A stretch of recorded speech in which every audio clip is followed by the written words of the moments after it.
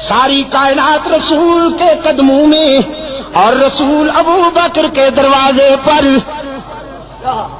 صدیق اکبر کے دروازے پہ دستک ہوئی، دروازہ کھٹکھٹایا گیا۔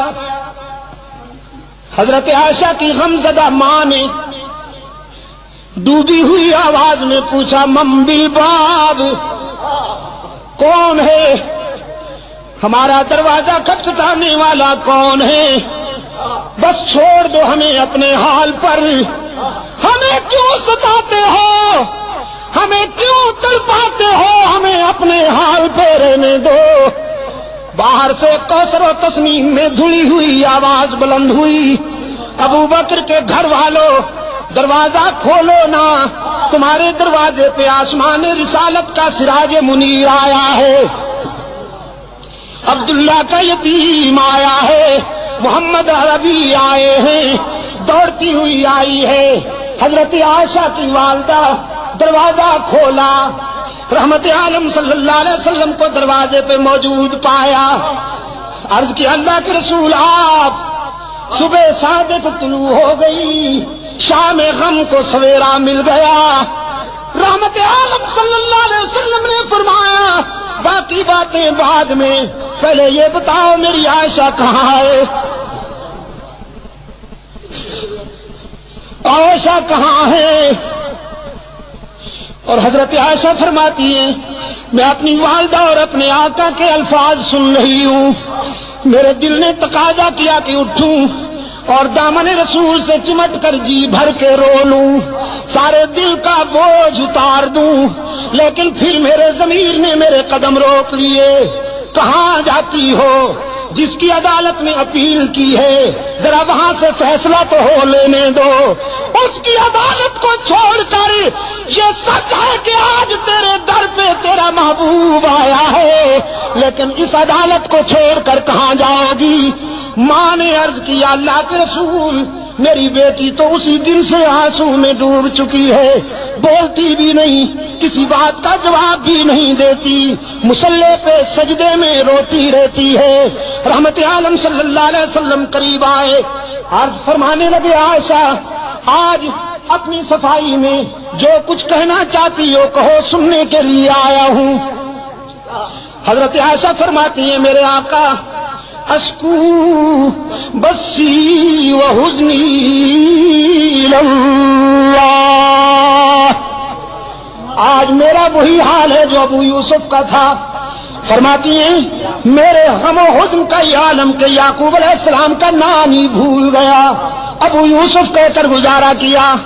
آقا میں آج کیا کہوں بھی تو لوگ نہیں مانیں گے، جو کچھ کہنا چاہتی تھی علیم بذات الصدور کو کہہ بیٹھی ہوں اور اسی کے فیصلے کی انتظار کر رہی ہوں۔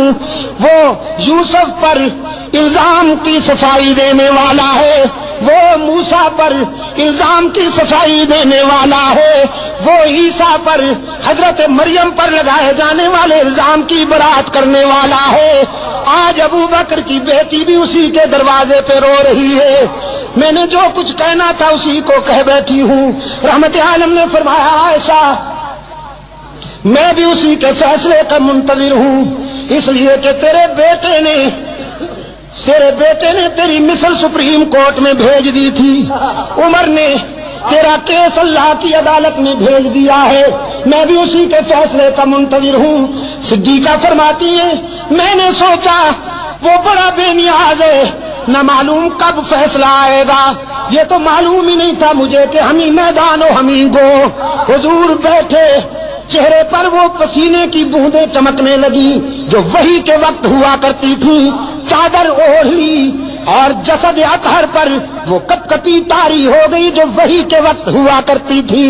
میں سمجھ گئی کہ کال مل گئی ہے، رابطہ قائم ہو گیا ہے، کانپتی ہوئی اٹھ بیٹھی، دیکھوں فیصلہ کیا ہوتا ہے۔ ماں بھی قریب آ بیٹھی ہے۔ رحمت عالم صلی اللہ علیہ وسلم پر کچھ دیر وحی کی کیفیت طاری رہی، پھر حضور نے چہرہ اطہر سے چادر اٹھائی۔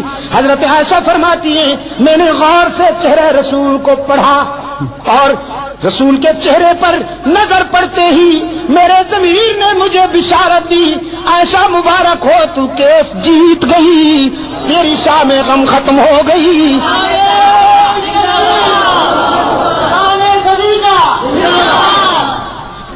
اس لیے کہ رحمت عالم صلی اللہ علیہ وسلم کے چہرے پر غم و حزن کے آثار غائب تھے، راحت و مسرت کا سویرا چمک رہا تھا۔ چادر ہٹاتے ہی رحمت عالم صلی اللہ علیہ وسلم نے فرمایا، عائشہ مبارکباد دیتا ہوں، اے صدیق کی بیٹی، تیرے مقدر کا کون مقابلہ کرے کہ موسیٰ پر الزام لگے تو ایک عورت وکیل صفائی بنتی ہے، یوسف پر الزام لگے تو ایک لڑکا وکیل صفائی بنتا ہے، مریم پر الزام لگے تو عیسیٰ بچہ وکیل صفائی بنتا ہے، لیکن ابو بکر کی بیٹی یہ تیرا مقدر ہے کہ جب منافقین نے تجھ پر تنقید کی تو خود رب العالمین وکیل صفائی بن گیا، خود رب نے تیرے کیس میں وکالت کی ہے۔ اور قرآن اترا، الخبیثات للخبیثین والخبیثون للخبیثات والطیبات للطیبین والطیبون للطیبات اولئک مبرؤون مما یقولون لهم مغفرۃ ورزق کریم۔ اور میں حضرت شیخ الحدیث مدظلکم میں اسی موڑ پر کہا کرتا ہوں اور اللہ سے دعا کرتا ہوں کہ حشر میں بھی وہ مجھے یہ سعادت